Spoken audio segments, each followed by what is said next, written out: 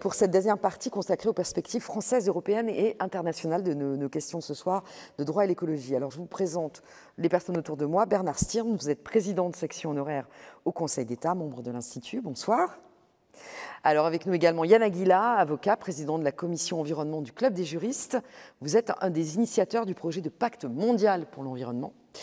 Et Aurélie Bretonneau, bonsoir. Bonsoir. Vous êtes directrice des affaires juridiques du ministère de la Transition écologique. Et on commence avec vous, Bernard Stirn. Bien volontiers, merci. L'écologie par le droit, c'est le thème de la soirée. Et nous terminons par des perspectives européennes et internationales qui sont particulièrement riches aujourd'hui, puisque nous pouvons constater qu'en 2 ans, de 2019 à 2021, il y a eu une conjonction tout à fait remarquable de décisions de plusieurs cours suprêmes et cours constitutionnelles nationales qui ont donné au droit de l'environnement et tout spécialement au contentieux climatique une très grande portée. Et c'est très intéressant de voir en Europe qu'au même moment, plusieurs cours suprêmes rendent des arrêts qui sont totalement convergents et qui mettent en avant les préoccupations de l'environnement. C'est un mouvement dont la première pierre vient des Pays-Bas, un arrêt Urgenda de la Cour suprême des Pays-Bas, dont il a déjà été sans doute question dans les différentes tables rondes, qui a fait injonction au gouvernement néerlandais de réduire les émissions de gaz à effet de serre de 25% dans les prochaines années. Quelques mois plus tard, la Cour suprême d'Irlande censure le plan de lutte contre le réchauffement climatique adopté en Irlande, qui est jugé insuffisant et imprécis. Quelques mois plus tard, au début de 2021, la Cour de Karlsruhe, la Cour constitutionnelle allemande, juge de manière très constructive que les droits des générations futures sont protégés par la loi fondamentale allemande et qu'il y a donc un impératif constitutionnel qu'elle doit faire respecter. Alors à ce mouvement, le Conseil d'État a participé avec beaucoup de force. Depuis déjà de nombreuses années, il rendait des décisions importantes en droit de l'environnement, mais une étape supplémentaire a été franchie en 2020 et 2021, avec, je dirais, deux décisions vraiment très fortes. La première, qui est bien connue aussi, donc je crois qu'il a déjà été question dans les autres tables rondes, c'est l'affaire de la commune de Grande-Synthe, décision dans laquelle le Conseil d'État a fait injonction au gouvernement, a ordonné au gouvernement de prendre des mesures supplémentaires en matière de réduction des émissions de gaz à effet de serre. Et puis 2 décisions de 2020 et de 2021, rendues à la requête notamment de l'association les Amis de la Terre, dans laquelle 2 décisions dans lesquelles le Conseil d'État a constaté des retards dans l'intervention des mesures qui doivent être prises pour assurer la bonne qualité de l'air, les concentrations en particules fines, en dioxyde d'azote, et il a fait usage d'un instrument dont le juge administratif dispose depuis longtemps, le pouvoir d'injonction assorti d'une astreinte, mais il l'a fait en retenant des montants sans commune mesure avec ce qui était pratiqué précédemment.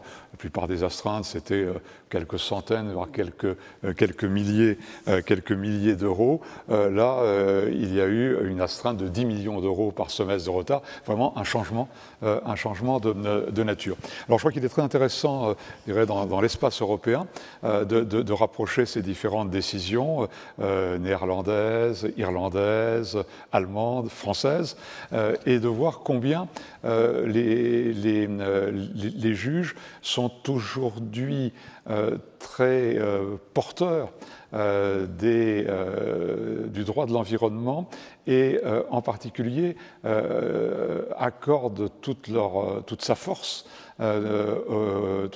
au texte qui protège l'environnement, texte constitutionnel, convention internationale. Ce ne sont pas simplement des écrits en l'air, ce sont aujourd'hui des écrits auxquels les différentes juridictions donnent une portée véritablement très effective.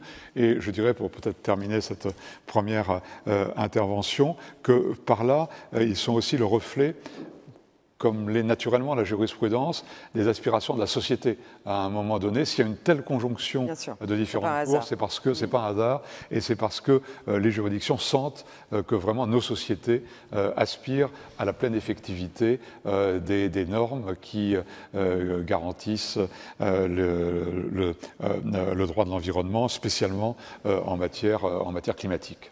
Merci Bernard Stirn. On continue avec vous, Madame Breton. Voilà, Madame Breton va un peu donner les réactions du gouvernement, parce que, comme vous l'avez dit, elle est directrice des affaires juridiques. Tout à fait, directrice des affaires juridiques du ministère de la Transition écologique. Comment est-ce qu'on incarne toutes ces injonctions et ces normes quand on est, comme vous, au ministère de la Transition écologique?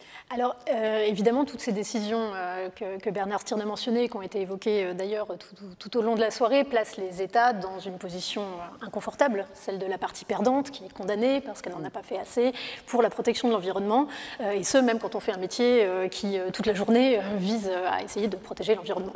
Voilà, ça fait partie du jeu, et d'ailleurs, ce qu'on remarque, c'est que la réaction la plus notable des États à ces condamnations, c'est pas de se soustraire au contrôle du juge, c'est de demander pratiquement plus de contrôle juridictionnel, et en tout cas de se mettre en situation, par la production de normes, d'obtenir plus de contrôle juridictionnel.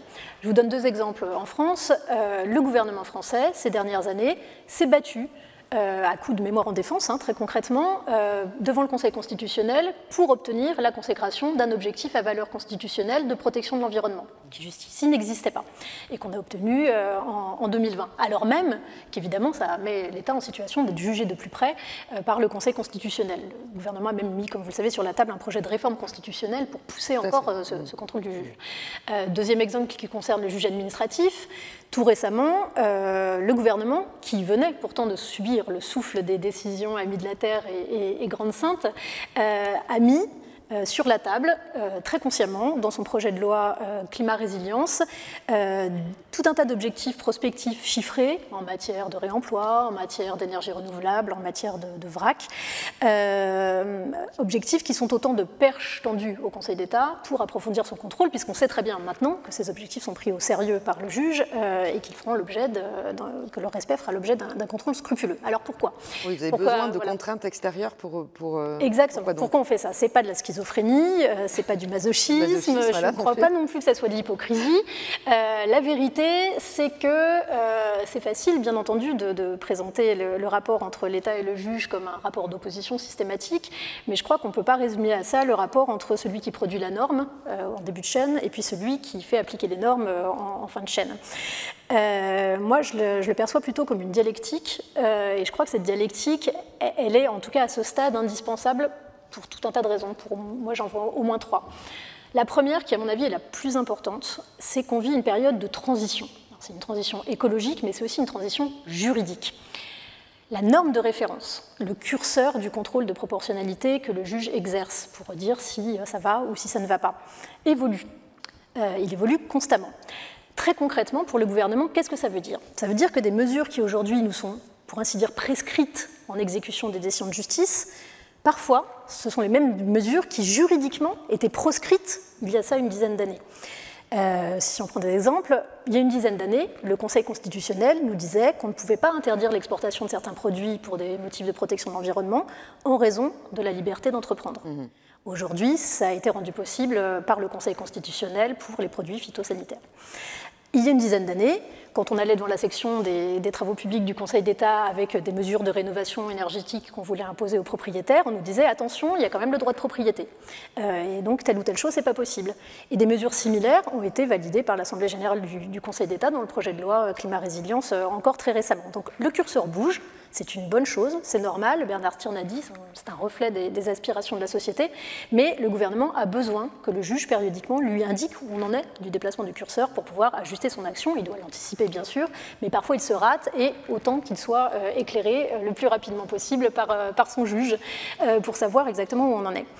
Deuxième raison, c'est la difficulté d'évaluer ab initio l'impact des mesures environnementales. Le gouvernement, quand il travaille pas à l'aveugle, il utilise des expertises scientifiques évidemment. il n'a quand même pas tout à fait le confort de certitude du juge qui statue a posteriori, après quelque temps, pour voir l'effet constaté des décisions qu'il a prises. Alors c'est pas juste, mais c'est pas grave. Je crois que le gouvernement a impérativement besoin du regard rétrospectif des experts, et le juge est un expert, il n'est pas le seul, mais évidemment il a une autorité toute particulière, pour aussi l'aider à réajuster son action quand finalement elle n'a pas les effets escomptés. La troisième raison, et c'est peut-être la plus délicate et la plus contestable, mais il ne faut pas non plus l'escamoter, c'est l'acceptabilité politique de la politique environnementale. L'écologie, contrairement à d'autres domaines, ça ne se décrète pas. On a besoin de l'adhésion des acteurs parce que pour avoir un effet, il faut une incidence réelle sur les comportements individuels. Or, par-delà le consensus général sur la nécessité d'une protection plus importante de l'environnement, les mesures concrètes qui sont utiles et nécessaires pour aboutir à ce degré élevé de protection de l'environnement sont parfois contestées par les acteurs sur lesquels elles font porter des contraintes de nature économique, des contraintes en termes de restriction des libertés individuelles, et donc on a une difficulté d'acceptabilité. Alors, face à ça, le gouvernement ne doit pas se décharger, il doit être fort et affirmer clairement quelles sont ses priorités et prendre sur lui un certain nombre de choix. Il n'est pas inutile que de temps en temps, le regard de tiers impartial qu'incarne le juge endosse ce visage de la contrainte pour donner leur force aux normes environnementales.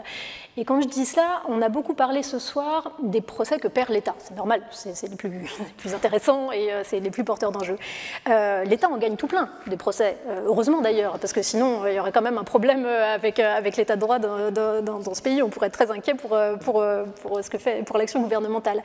Il gagne notamment tout plein de procès où l'État prend des normes pour la protection de l'environnement qui sont attaquées par des acteurs économiques et le juge lui donne raison.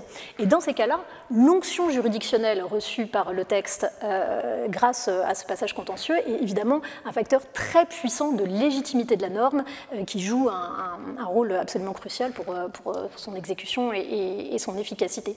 Donc je crois qu'on n'est pas trop de deux, le juge et le gouvernement, pour affirmer l'importance de la norme environnementale. Alors évidemment, il y a parfois des couacs et des dissonances dans ce concert à deux voix. C'est toutes les fois où l'État se prend les pieds dans le tapis et se retrouve avec une condamnation. Je ne vais pas dire qu'on est content d'être condamné, évidemment, on est vexé et on essaie de réagir. Mais je crois qu'il faut se souvenir d'abord qu'on est face à un droit jeune, un droit qui est encore en construction. Alors voilà, il y a peut-être aussi là-dedans les hoquets d'une croissance rapide qui sont inévitables. Il y a aussi le fait que c'est un droit qui est différent des autres. On se demande beaucoup ce soir si le droit aide à faire avancer l'écologie. Oui, bien sûr. L'écologie aide aussi, je pense, à repenser de nouvelles méthodes de droit, plus d'évaluation pour justement réduire cet écart entre le temps du gouvernement et le temps du juge, plus de participation des citoyens, y compris à l'élaboration de la norme. On en a eu un exemple très récent pour que l'acceptabilité ne soit pas reléguée en bout de chaîne contentieuse, plus d'expérimentation aussi. Parfois l'Assemblée générale fronce un sourcil en nous disant qu'on fait beaucoup d'expérimentation, et bien entendu elle a raison, mais c'est vrai qu'on a besoin d'un droit expérimental pour aboutir à des normes plus agiles et plus facilement réajustables au vu des résultats. Donc c'est parfois dur pour l'État qui n'a pas une mission facile, mais je crois qu'il ne faut pas vivre le regard du juge comme une contrainte stérile et comme une punition, mais au contraire comme un aiguillon utile au service d'un objectif qui est quand même commun, puisque tous ensemble on est autour de la table pour faire avancer la cause du droit de l'environnement. Merci beaucoup, Malie Bretonneau. À vous, Yann Aguila, donc je rappelle, président de la commission environnement du Club des juristes, initiateur du projet de pacte mondial pour l'environnement. Alors de quoi s'agit-il justement? Alors je vais aller dans le même sens de tout ce qui vient d'être dit, et en deux mots, le projet de pacte mondial pour l'environnement, c'est un projet de traité international qui est soutenu par la France, qui, en résumé, consiste à proposer un texte fondamental, fondateur, qui reconnaîtrait les droits et devoirs en matière d'environnement. On connaît ça en France, on a la charte constitutionnelle de l'environnement, on voit ce que c'est. C'est l'idée d'exporter ce modèle, j'allais dire français, à l'échelle internationale. Et c'est un projet qui a fait l'objet d'une résolution de l'Assemblée générale des Nations unies en 2018, qui depuis est en discussion et qui se heurte à des difficultés assez importantes de la part de beaucoup d'États qui résistent. Et du coup, ça me permet de d'annoncer un petit peu la tonalité de ce que je vais dire, parce que je suis ici pour parler des perspectives internationales. Sous l'angle des perspectives internationales, j'aimerais corroborer tout ce qui a été dit sur l'importance du droit et l'importance du juge. L'importance du droit, d'abord, c'est tout le thème de notre réunion. Je ne peux que corroborer l'importance du droit en matière d'environnement, l'importance de l'obligation juridique. J'aurais envie de dire l'importance du droit dur. Pourquoi ? Parce que, et même si Aurélie Bretonneau a parlé effectivement de la nécessité de rechercher l'adhésion, c'est vrai, mais il y a un moment où on le voit bien, à quoi on se heurte aujourd'hui quand on veut réformer nos sociétés. Nous savons ce qu'il faut faire, nous savons la gravité de la situation et pourtant nous n'agissons pas. Et ça, c'est valable à l'échelle internationale. Et on sent bien qu'on a besoin d'obligations, on a besoin d'être contraints. Même si il faut changer les mentalités, même si nous savons tous qu'il vaut mieux ne plus prendre l'avion, mais on est tous pleins de contradictions. Je prends l'avion, j'avoue, je prends l'avion. Et donc on a besoin d'obligations juridiques. C'est pour ça qu'on a besoin de règles, c'est pour ça que je crois que le droit est un outil indispensable pour réformer la société. Le droit souple, c'est bien, mais il y a un moment où il faut du droit dur, il faut de la normativité.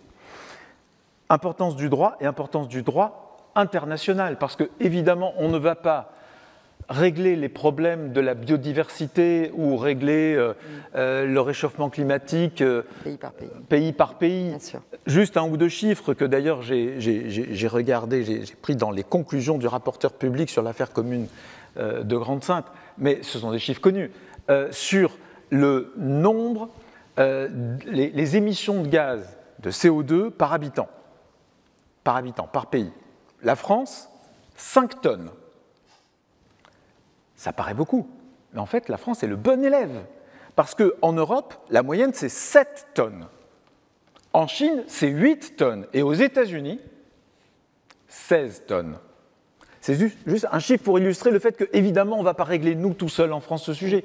Donc, on a besoin de droit, et on a besoin de droit à l'échelle internationale. On a besoin de droit international. Or, si on regarde le système aujourd'hui de droit international, de gouvernance mondiale, la vérité, c'est que les causes de l'échec sont profondes. Je n'ai pas le temps de développer, mais aujourd'hui, on assiste quand même, malgré un petit bouillonnement, on voit bien l'accord de Paris, la Convention biodiversité, c'est une histoire parsemée d'échecs. Échecs dans l'élaboration des textes, échecs dans l'exécution des textes, parce que dans l'application, il n'y a pas de justice internationale. La justice à l'échelle internationale, c'est une option, c'est facultatif. Les États peuvent ou pas adhérer, par exemple, à la juridiction obligatoire de la Cour internationale de justice. Donc c'est facultatif. Donc, beaucoup de difficultés. Pourquoi ? Je ne développe pas plus parce que je n'ai pas le temps, mais je crois qu'il y a une vraie question que pose l'écologie au droit. Tout à fait d'accord avec Aurélie Bretonneau pour dire que la problématique peut se renverser. C'est que l'écologie conduit à revoir les bases profondes du droit international et de la gouvernance mondiale. Parce qu'à la fin, si ce qu'on vient de se dire est vrai, si la pollution ne s'arrête pas aux frontières, s'il y a des intérêts communs à l'ensemble de l'humanité, ces intérêts sont supérieurs aux intérêts des États. Et cette affirmation, si on va jusqu'au bout de la logique, elle conduit à avoir en tout cas une coexistence des souverainetés et à revoir notre système de gouvernance mondiale pour qu'on ait une fonction normative du droit international qui soit plus efficace. C'est des mots un peu compliqués, mais tout simplement pour dire qu'aujourd'hui, pour élaborer du droit international, c'est très compliqué. On se heurte en permanence à des paralysies du système international et vous voyez, il y a dans cette salle un certain nombre de hauts fonctionnaires, des ministères. J'en connais dans les organisations internationales, je connais des diplomates. Il y a une sorte de désespoir, pas seulement du côté des jeunes, mais du côté de ces diplomates qui savent très bien la difficulté qu'il y a à produire du droit international aujourd'hui. Et je renvoie, pour ne pas être trop long, à un petit article que j'ai écrit avec co-auteur Marie-Cécile Debellis sur le martien aux Nations Unies. Alors, j'en profite parce que c'est un hommage, en fait, dans cette salle, à un article un peu connu qui est « Le Huron au Palais Royal, réflexion naïve sur le recours pour excès de pouvoir ». Et nous, on l'a intitulé « Un martien aux Nations Unies, réflexion naïve sur la gouvernance mondiale de l'environnement ». On imagine un martien qui nous verrait et qui rigolerait bien de voir comment ces petits terriens essayent de régler les problèmes qu'ils ont créés en discutant à 200 États autour d'une table, sous l'arbre à palabres, et en ayant beaucoup de mal à produire des normes. Donc il y a beaucoup de réformes encore à faire et beaucoup de travail sur la table pour améliorer la situation. Mais je rebondis à ce que vous dites. Je pense qu'il y a peut-être quelques décennies, on n'imaginait pas un droit européen qui fonctionne de la façon dont il fonctionne, donc on y est arrivé. Absolument. Peut-être l'espoir. Alors l'Europe, c'est pas le monde, mais c'est aujourd'hui, un bon modèle. Tout le monde l'a dit tout au long de cette soirée, vraiment ce qui est producteur de protection de l'environnement, c'est le droit européen. Donc là, on a quand même une... Je ne sais pas, Aurélie Bretonneau, vous hochez de la tête, mais effectivement, on a réussi à produire... Une nouvelle norme. On a réussi à produire des nouvelles normes, alors évidemment avec un système institutionnel extrêmement intégré qu'on ne pourra pas reproduire sans doute à l'échelle mondiale, en tout cas peut-être pas dans les années qui viennent. Ça sera un peu compliqué, mais c'est quand même un système de l'Union européenne qui a été aussi produit à coup d'affirmation et de volonté politique pour créer des textes. Ce droit, il ne sort pas de nulle part. Alors, c'est vrai qu'il sort en partie de la jurisprudence de la CJUE, mais enfin, il sort aussi de textes qui ont été élaborés par des États membres qui sont des États souverains. Donc, on ne peut que s'associer à la volonté de pousser ces initiatives internationales pour produire une norme qui ressemblera sans doute pas exactement à la norme européenne, mais qui constituera un premier cadre. Le droit, c'est une machine à injecter de l'objectivité dans des équilibres qui procèdent initialement de décisions subjectives. Donc on s'accorde sur un équilibre, et puis après, ça devient la norme, et on ne la discute plus, et on l'applique. Donc ça, on l'a au niveau national, on l'a au niveau européen. Si on arrivait un jour à avoir ça au niveau international, alors évidemment, ça serait quand même autrement plus facile d'obtenir des résultats. Bernard Stiern. Yann Aguilar a bien raison de souligner les obstacles, les difficultés, ils sont considérables. Je crois quand même qu'il n'y a pas de raison d'être pessimiste. Il n'y a pas de raison d'être pessimiste. Au contraire, je crois que toute la soirée l'a bien montré, il y a quand même beaucoup de facteurs d'optimisme, parce que d'abord, il y a un certain consensus qui se manifeste sur ces sujets-là. Et puis, surtout, pour ce qui est de l'approche par le droit, d'abord, le droit est pris au sérieux en matière d'environnement, et ça c'est quand même un progrès. Pendant longtemps on a pu croire à de vagues déclarations qui n'avaient pas de véritable portée, ce n'est plus le cas aujourd'hui. Le droit, qu'il soit le droit national ou le droit européen ou même international, est un droit qui est pris au sérieux. L'accord de Paris a quand même eu des conséquences sur lesquelles s'appuient beaucoup de juridictions. Deuxièmement, le droit se construit. C'est aussi un deuxième facteur d'optimisme. Ce n'est pas un système figé, terminé, inabouti. C'est une construction de tous les jours, en réalité.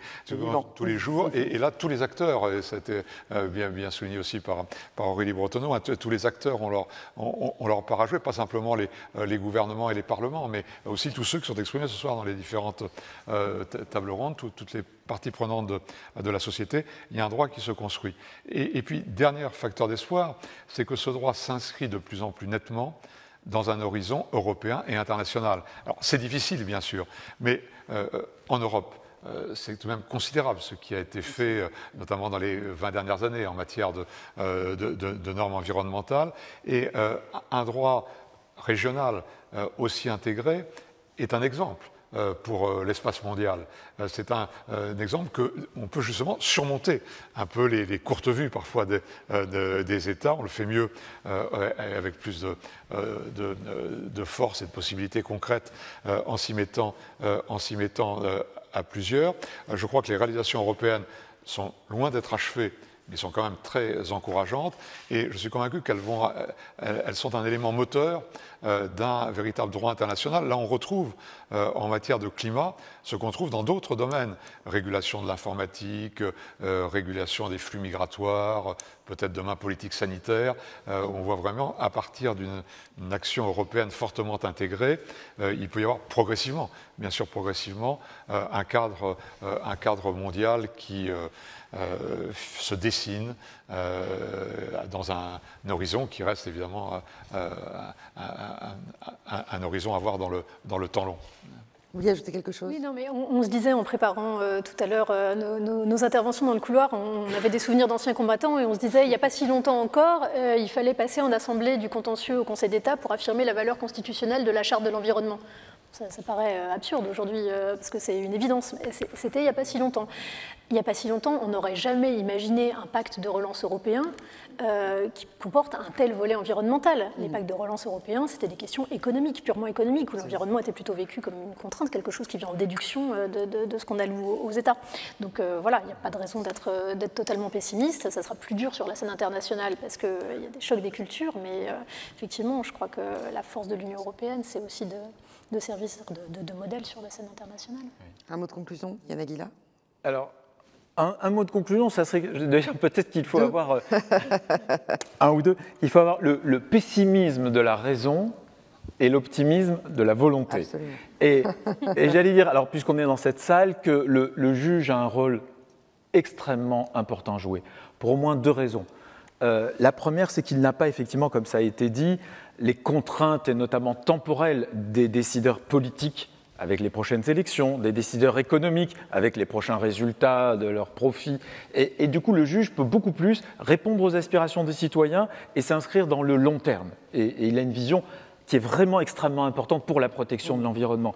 Et du coup, j'aimerais souligner le lien avec le droit international, c'est que je crois de plus en plus, et l'arrêt commune de Grande-Synthe l'a montré, que le juge est le gardien des promesses des États. Les États s'engagent à l'échelle internationale et ensuite le juge veille à ce qu'ils respectent ces... Et notamment le juge national qui, dans l'arrêt commune de Grande-Synthe, reconnaît une force à l'accord de Paris, une force interprétative qui est absolument essentielle. Donc vraiment, le juge a un rôle essentiel pour protéger l'environnement. Eh bien, c'est une très belle phrase de conclusion. Je vous remercie, Yann Aguila. Merci à tous. Merci, bien sûr, au Conseil d'État pour l'organisation de cette première édition de la Nuit du droit, ici, place du Palais Royal. Et pour clôturer cette soirée, je donne la parole à Martine de Boisdeffre, présidente de la section du rapport et des études du Conseil d'État. Venez avec nous, Martine. Merci. Merci. Eh bien, je voudrais tout d'abord remercier Corinne Audouin pour la façon remarquable dont elle a animé nos échanges.